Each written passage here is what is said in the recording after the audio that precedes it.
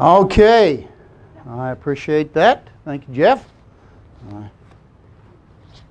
It's good to be back with you. I came with bodyguards today. I didn't come with last week. Couldn't trust those two guys last week, but I can trust these two. So it's good to be back. Good to be with all of you. I wish I could be here next weekend, but I will be leaving. I think it's Friday, going over to Bahamas. I haven't seen them in 16 months, something like that, because they had the terrible hurricane before. It's just, they've had a couple years of tough. So looking forward to being there, and then I'll be back the week after that. So look forward to that. The title today sermon is, of course, Mother May I. Mother May I. Did anybody ever play that as a kid? Yes, almost everybody did. Remember where somebody would stand up and the others be back there when you're young kids, and you'd have to get permission to come forward. And if you didn't, then you had to go back and pay the price for not showing respect to whoever the mother figure was at that time. Well, as you know, tomorrow is Mother's Day. And then this entire country takes one day a year and sets aside time for us to show respect, to show love towards our mothers. Show respect towards you who are mothers. That's the question. Does God honor mothers? I think most of you would say yes, He does. He gives the fifth commandment. It doesn't say, thou shalt honor thy fathers that your days on earth may be long, does it? It says you shall honor your mother and your father. On the same level. He also tells us that is a promise. A commandment with a promise that your days on earth may be long.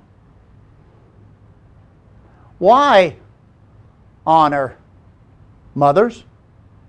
Ever thought about it? Why honor mothers if God is, from His perspective? But I'd like to look at from our perspective. Not that I am telling you anything you probably don't know, but I may give a few details you've never heard before. Why honor mothers? For one thing, they give us birth, don't they? They give us birth, and even as Genesis 3 tells us, that birth will result in what? Pain. Pain. Can be excruciating. I know women who have been pregnant and they've been sick for 7 out of the 9 months. Some were not even able to leave their beds because of issues and problems. Some have been in labor. One was 28 hours in labor, in pain. For most mothers, they will tell you that it was worth it. That all that pain was worth it. My mother told me one time I was almost worth it. If she's watching today, she was joking, I hope.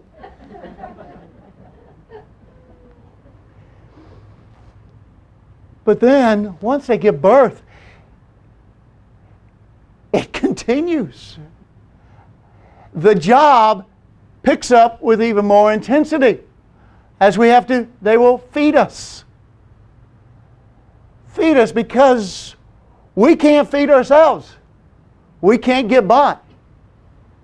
So they take the time, the patience, and show the love of feeding us morning, noon, night, and as some have experienced, 3 or 4 times during the night. Mothers go without sleep for days on end. They did it for us. You do it for your children. They change us. Yes, change us. Anybody have an idea how many changes there are in the first year, the average child? 2,000. 2,000 changes is the average in the very first year. But it doesn't end there.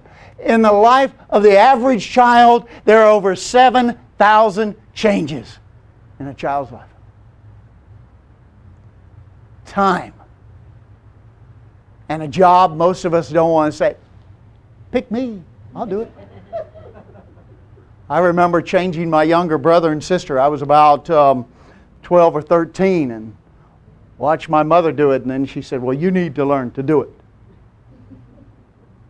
No, I didn't. But it made me appreciate what she had done for me.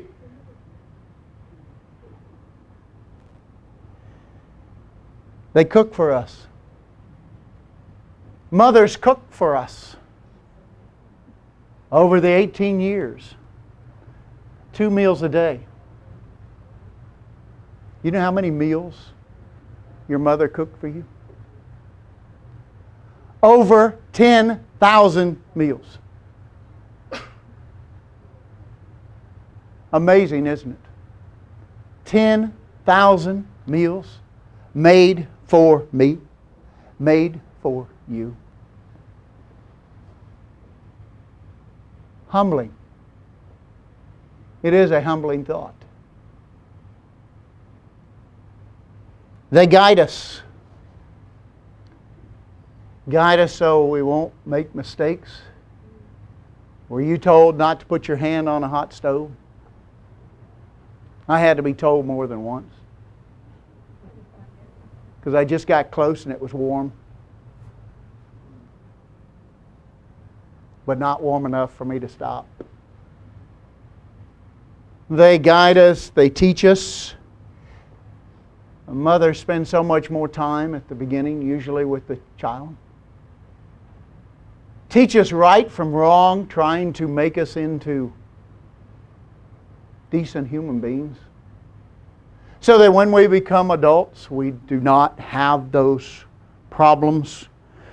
We know what to do and why to do it. But then so many mothers pray for us, don't they? Their knees pray from the very beginning. They pray before the birth. They pray.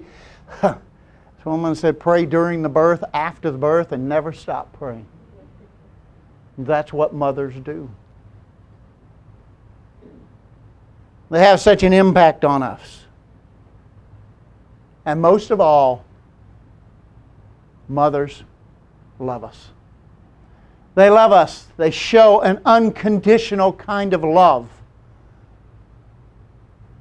that no matter who we are, we cannot reciprocate that. We can try. But there's a deep, deep love. It's why they do it. About 15 years ago, a mother in California was going to work with her 18-month child in the back seat. And in California at the time, she lived on a windy road. Floods came. Her husband was already at work, but he was worried about his wife and their child that morning. And when she didn't show up at childcare and she didn't show up at work, he left his work with a couple friends and they backtracked all the way. And they saw where somebody had left the road on a curve and had hit a couple of trees and had gone down to this raging river. And when they got there, they saw the car was half submerged into the river as it was going through. They rushed down there and they heard a child crying. Because the water was all the way up to the windows of the car. They had to break the back window. And there they saw in the front seat was a little child with its feet on its mother's breast. And the woman had her hands up like this holding the child. She had succumbed to hypothermia, but she kept her child high enough. And her arms were so locked in that loving and saving position that it gave life to her child. There are millions of stories like that of mothers. It's what they do. It's almost as if it's ingrained in them. It's as if that's just who they are and what they do. What did you call your mom? I called mine, of course, Mom, all my life. Anybody else have another name? Mama? Mama? Mother? Mommy, right? Mommy. We all have those terms of endearment. I don't know whether even Norman Bates from Psycho movie used to say mother. I've said mother a couple of times being a smart aleck to my mom, but most of the time it was always Mom. It's a relationship. And it's interesting that there's a game called Mother May I, not Father May I. Because when you're younger, you're used to getting more instruction from your mother than your father. And it's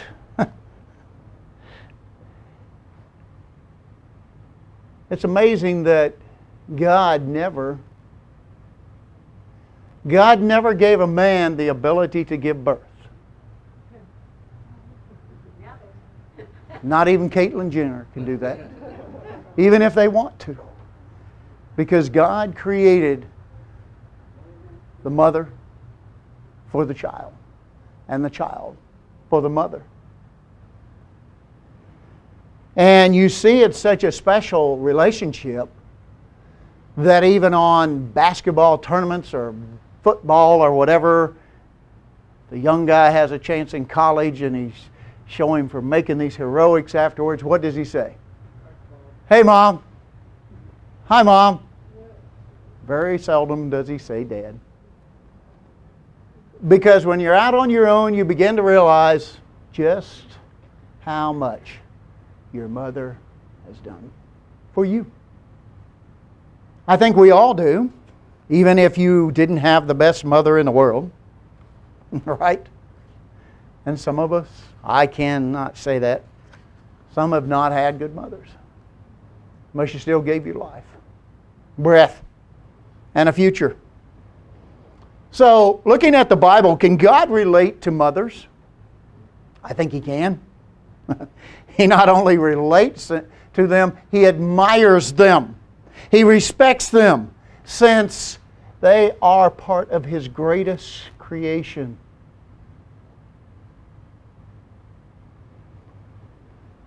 Genesis 1 and verse 27, New Living Translation.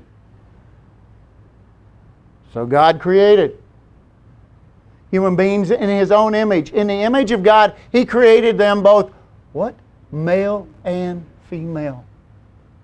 So the male and the female both are made in the image of God. He just didn't make everything in one.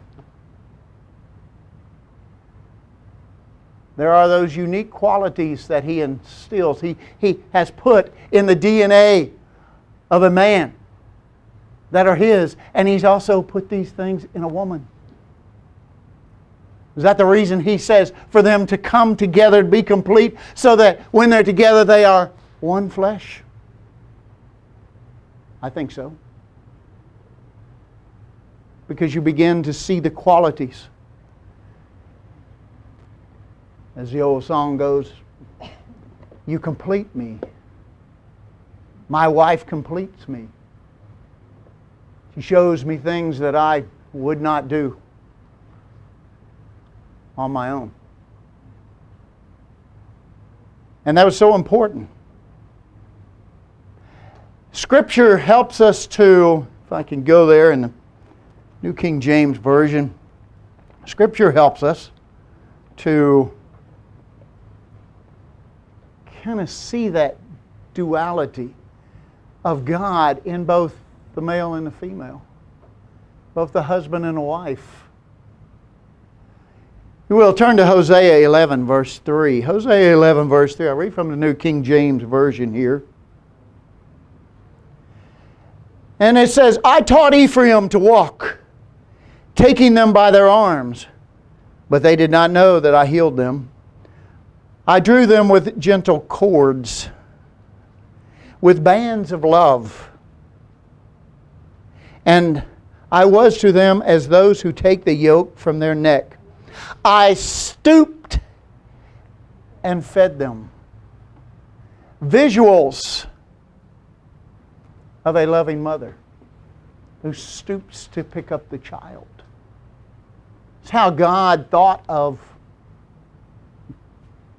Israel. Even Christ said, I feel, as He looked over, I feel like a mother hen that wants to pull chicks too for protection. Like you go with me to Isaiah. Isaiah 49, if you're out there. Isaiah 49. Verse 14. Yet Jerusalem says, the Lord has deserted us. The Lord has forgotten us. Reading from the New Living Translation. Never can a mother forget her loving child, her nursing child. Can a mother forget that?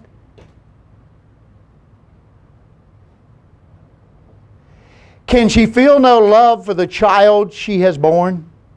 But even if it were possible, making the most extreme case, because it's almost impossible for a mother not to love her child. It said, I would not forget you. I would not forget you, as your mother wouldn't. Let me to Isaiah 66. And it's empowering because Isaiah 66 talks about a future time. A future time that we're all looking forward to. A time when Jerusalem will be recovered from the damage it has done. And Christ's second coming. And chapter 66 helps us all see what kind of world it will be.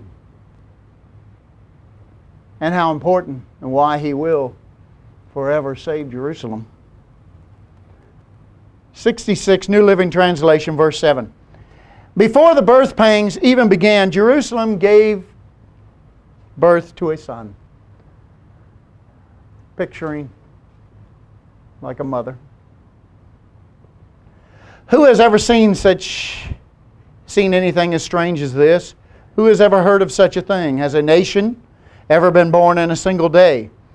Has a country ever come forth in a mere moment? But by the time Jerusalem birth pangs begin, her children will be born. Would I ever bring this nation to the point of birth and then not deliver it? Asked the Lord. No. No. I would never keep this nation from being born, says your God. Rejoice with Jerusalem. Be glad with her, all you who love her and all who mourn for her. Drink deeply of her glory, even as what? Metaphorically speaking, even as an infant drinks at its mother's comforting breast. He's going to be there. He's going to make sure that Jerusalem is safe. Verse 12. This is what the Lord says. I will give Jerusalem a river of peace and prosperity. The wealth of the nations will flow to her. Her children will be nursed at her breast, carried in her arms, and held on her lap. I will comfort you in Jerusalem as what? A mother comforts her child. God is looking forward to that time so that He, like a mother, will preserve Jerusalem and the entire world at that point. He's going to save the world as a mother would save her children. God so cherishes a mother's love and total devotion. Do we?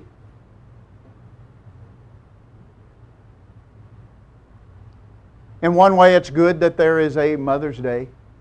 In another, it's sad that there has to be a day set aside. And that not every day can we cherish and appreciate the love of a mother. Let me ask you a question now. Most respected mothers in the Bible. Think on it for a few seconds. The most respected, maybe appreciated, maybe even honored mothers in the Bible. Who's on your list? Anybody? Moses' mother. Some said Jochebed, but it's Jochebed. Jochebed. Why Jochebed? There you go again. A mother's love. Look at what she did to save her child. It comes from that place of a mother's love. Willing to do whatever. Whatever. Somebody else said. It was a proper child. She noticed and she hid it. Yep. Somebody said Mary, Jesus' mother. I guess we don't have to ask why, do we? Angel shows up and says, you're going to have a child. What a shock. She wasn't even married. What a shock. She was just engaged. Who? Sarah. Why Sarah? Mother of Isaac, the mother of all Abraham's children. Okay. Which was one. Right. Gave birth to Isaac. The seed of everybody came from Isaac. Your seed would be called her offspring. Reminiscent of Eve, mother of all. Yes, sir. I was going to say Ruth recognized the importance of carrying on the line of her. She was a widow to her husband. She recognized the need to carry on the line, and was understood the Jewish law. You mean Naomi? Naomi's law, but Ruth understood that law. She came to know it apparently. Yeah, she said, your God will be my God. Because she went to Boaz to fulfill the role that she was to play in having a child. And we know she had children, right? We know who her great-great-grandson was. Yes, true. Her lineage came the Messiah. Yes. Anybody else? Yes, Ampy. Samson's mother, who wouldn't cut his hair.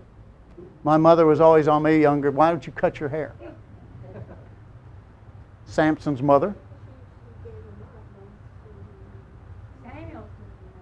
Samuel.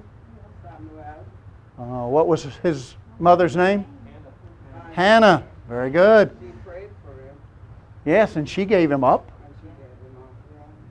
That had to be tough because that was her only child. She couldn't have a child, could she? And God blessed her. But then again, He gave her children after that. But can you imagine, every year it says that Hannah would make a little uniform for Samuel, a little priest uniform, all the time he was growing up. So he'd walk out there with Eli, and Here this little mini me would be there. Amazing. Anybody else? Think of someone else? Leah. Leah. Rachel and Leah. Mm-hmm. Okay. And she had most of the sons of her husband. Was that Jacob? The majority of the sons, yes. The majority of the sons, right? She Mm-hmm. had. And she was teased because she was not his favorite. That's right. It was Rachel. That's right. So she had to endure that, and I think, True. was a good woman. True. Mother Eve, yes, she gave life. Be interesting to see her someday, won't it? See where it all began. The mother. Bathsheba to Solomon. Solomon thought so much of her that he actually had a chair brought in next to his throne so she could sit there with him, showing it had never been done before, but it was followed afterwards as a queen mother. I'm going to point out an obscure lady that we don't know much about. It's in 1 Chronicles chapter 4. When you go through the lineage and all the genealogy in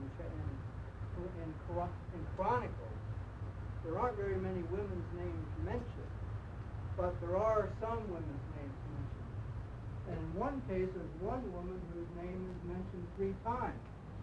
And that is? That's unusual because it's the only one. And her name is Naira. Naira. Naira. It's in 1 Chronicles 4, verse 5 and 6.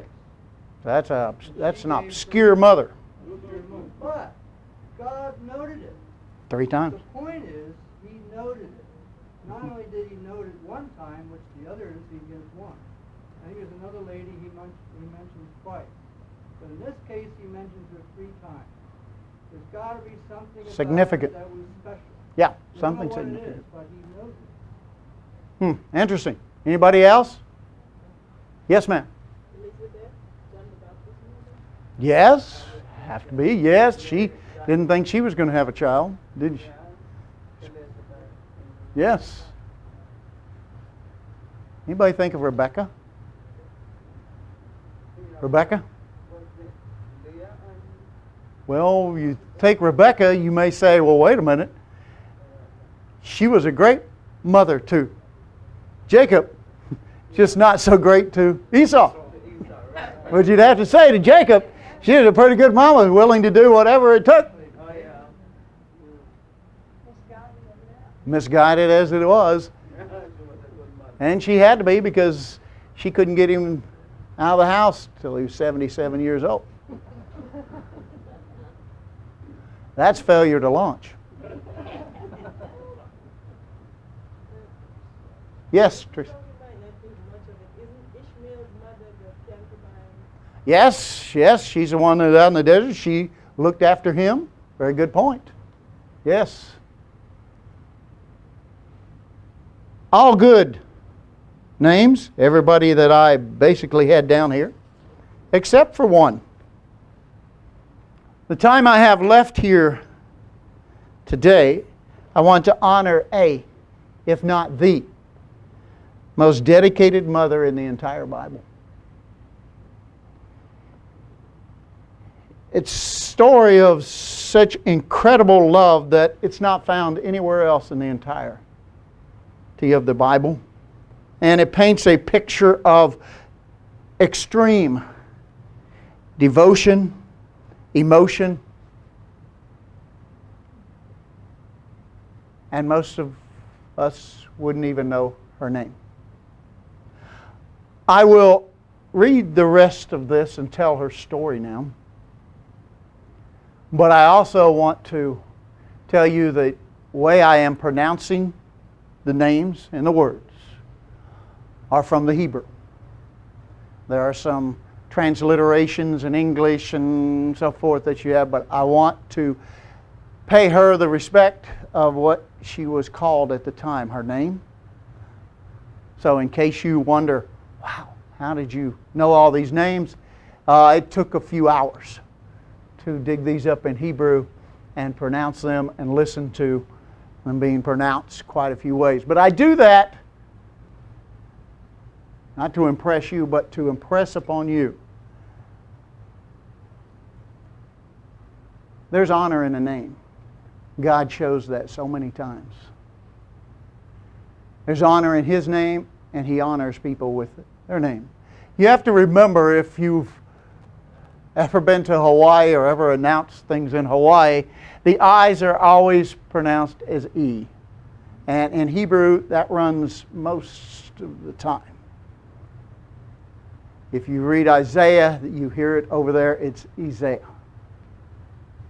So, I want you to look, because the name of the woman is Reespa. Her name is Reespa. Reespa. And Reespa was a concubine. Reespa was a concubine. And what were concubines? They were favored women of kings.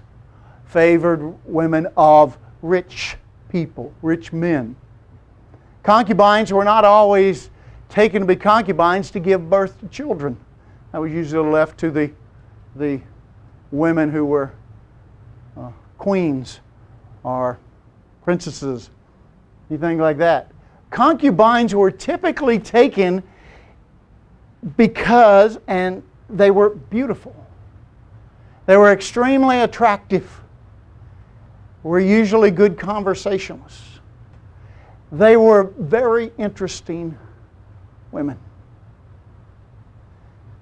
And in this case, Reespa found the heart of King Saul.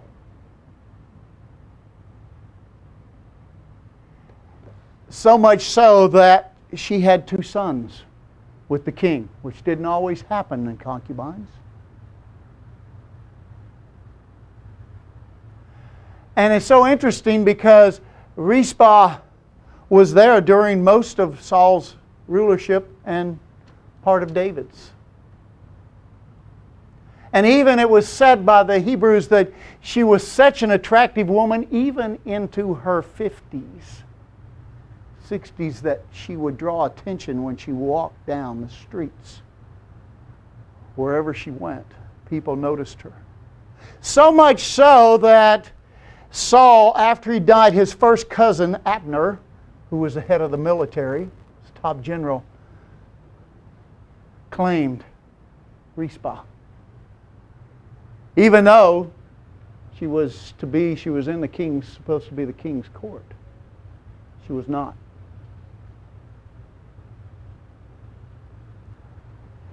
Abner found her to be intoxicating. So she was not only a gorgeous woman, an exciting woman. I want to show you today what a determined and absolutely fascinating mother that she was. She was a devoted mother of 2 sons. Armoni, A-R-M-O-N-I, Armoni, and Mephibosheth.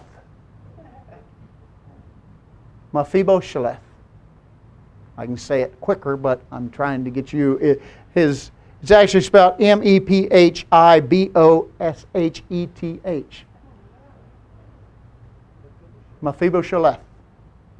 Mephibosheth.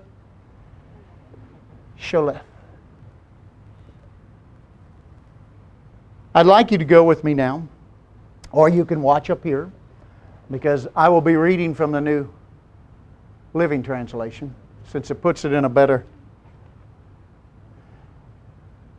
way, easier to understand. And I want to tell you this incredible story, so you can just sit and listen, or you can read it up here. But I hope you can appreciate her as much as God did. And what incredible impact it should make on all of us. So I read from 2 Samuel 21, verse 1. There was a famine during David's reign that lasted for 3 years. So David asked the Lord about it. And the Lord said, the famine has come because Saul and his family are guilty of murdering the Gibeonites. So the king summoned the Gibeonites. They were not part of Israel, but were all that was left of the nation of the Amorites. The people of Israel had sworn not to kill them. What's interesting there? They swore before God. That incredible story is in Joshua 9, verse 19 to 20. You can read it. Even though the Amorites at that time came and lied, falsified, it's an incredible story in itself, so that they could be accepted, and that they went to great lengths to try to make them believe that they weren't from their areas. They knew that the tribes of Israel were wiping everybody out. And they were living in the tribe of Benjamin, which was just north of Jerusalem. And so they knew it was a matter of time before they were wiped out. They didn't want to fight. So they made a story that they lived way far away. And they got these old horses, old mules, and brought them down. And then they got old bread, molded bread, and said, "We've come a long way to make peace with you." And Joshua, without checking with God first, accepted them and said, "We will make this peace with you. We'll not harm you. We'll let you stay there. We'll bring no harm to you. And we'll swear by our God. We'll make a pact." And they did. And the amazing part of that story is God honored that. Even though the people lied, you do something in His name, it tells us this incredible, it gives us this incredible example that we should not take things lightly. We promise before God. We make an oath. We make a vow. God holds us to that, especially in His name. Just like your marriage vows before God. It's very important. Takes it serious. Well, let's move on to the story here. The people of Israel had sworn not to kill them, but Saul in his zeal for Israel and Judah had tried to wipe them out.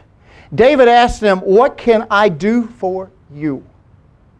How can I make amends so that you will bless the Lord's people again?"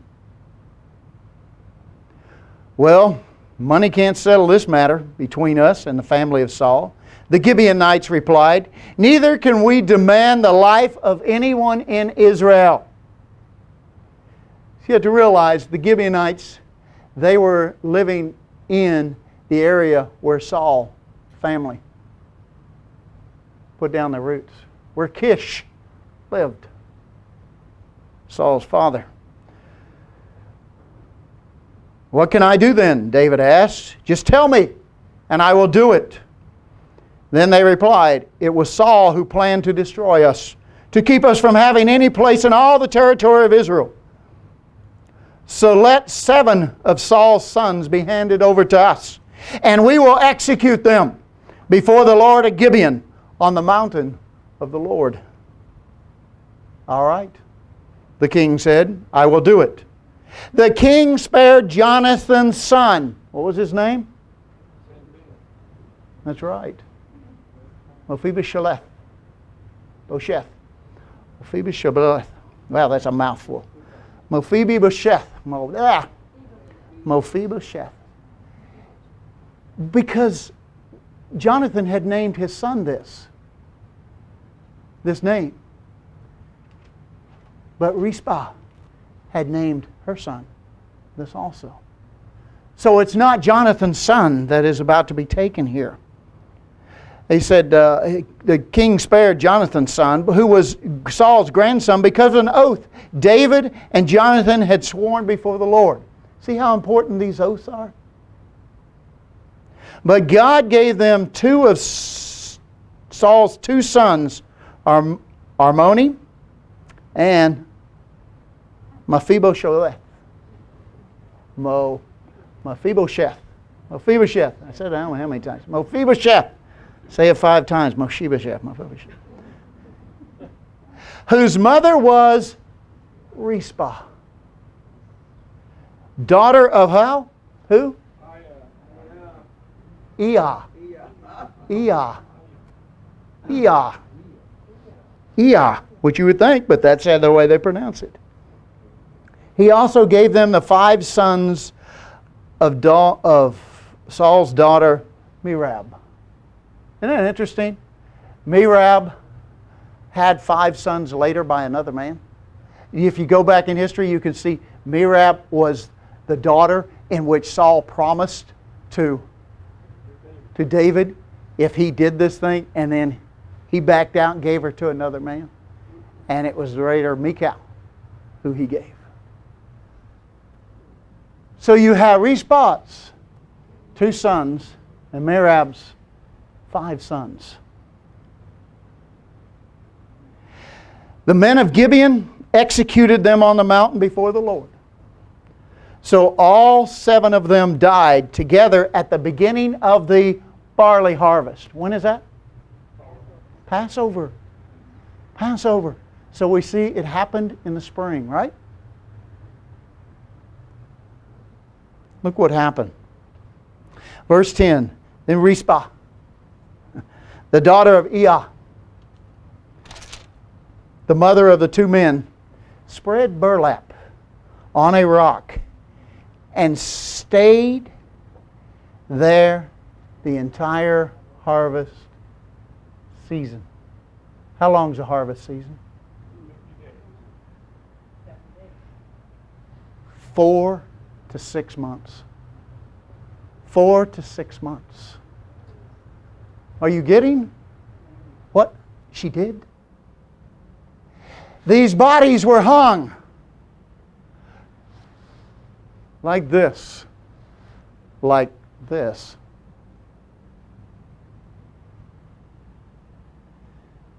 They were hung.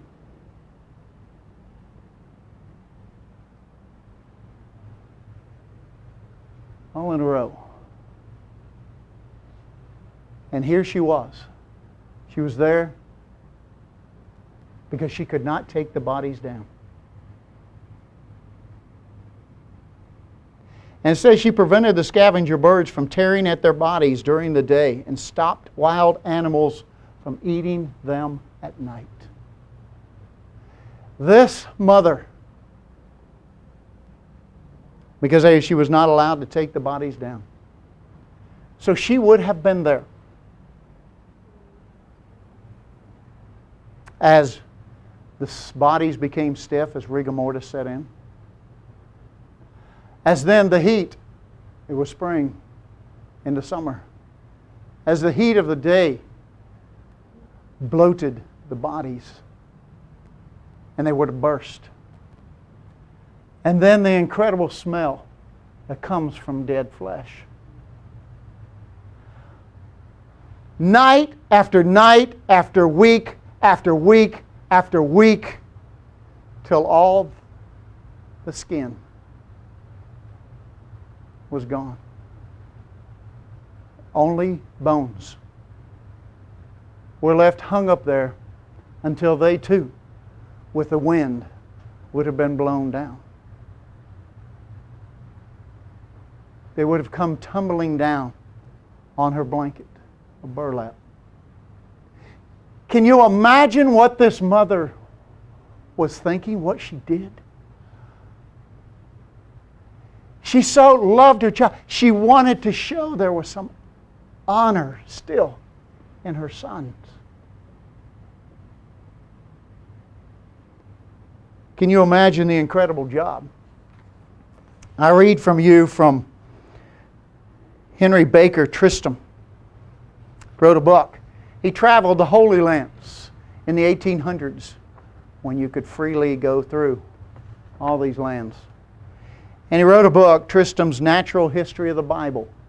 And I'll quote from page 169, as he spent a few years there, studying everything about the Holy Land. He said, if an animal falls at night, it is not attacked till daylight, unless by the jackals and hyenas. What would she have had to contend with at night? The smell would have drawn hyenas, jackals. But if it is slaughtered after sunrise, Though the human eye may scan the firmament for a vulture in vain, within 5 minutes of the death, a speck will appear overhead, and wheeling and circling in a rapid downward flight. A huge bird will pounce on the carcass. In a few minutes, a second and third will descend straight down on it. Egyptian vultures, eagles, buzzards, ravens, till the air is darkened by the amount of scavengers.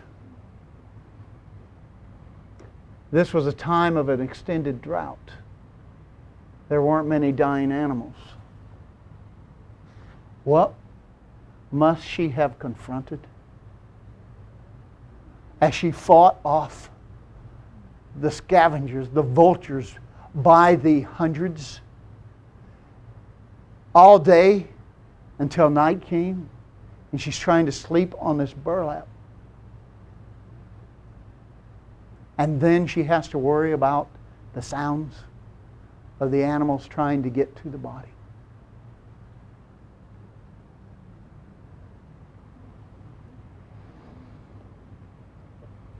Let's go back to the verse. She prevented the scavenger birds from tearing at their bodies during the day and stopped wild animals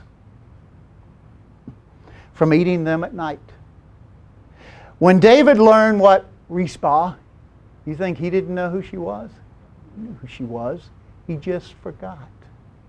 When David learned what Reespa, Saul's concubine, had done, he went to the people of Jabesh Gilead and retrieved the bones of Saul and his son Jonathan. When the Philistines had killed Saul and Jonathan on Mount Gilboa, the people of Jabesh Gilead stole their bodies from the public square in Bethshan, where the Philistines had hung them. So David obtained the bones of Saul and Jonathan, as well as the bones of the men the Gibeonites had executed. Then the king ordered that they bury the bones in the tomb of Kish, Saul's father, at the town of Zelah, in the land of Benjamin. After that, God ended the famine in the land. It took Reespa to wake up a king. It took a mother's love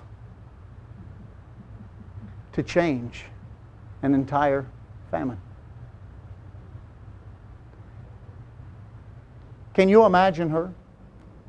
Those thoughts must have gone through her mind night after night. Wouldn't we have quit? Because you see, it went on till the fall harvest. We're talking about the time of the Feast of Tabernacles. So from the time of Passover to the time of the Feast of Tabernacles, this woman, this mother, fought day and night without ever stopping. For the love of a son, for the love of sons. She did it for her son, and God took care of the rest, taught David a lesson, taught the Gibeonites a lesson. You know, they had to be thinking, who's that crazy woman? When will she stop? Not until she got justice for her sons. Reespa did what no one else would have done. A dedicated mother even after her two sons were dead. She is a mother to remember. Certainly, brethren, God did. He preserved this incredible example for all of us to read.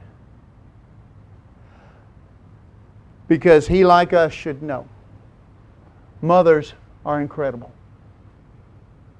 And mothers, may I wish you a happy Mother's Day tomorrow.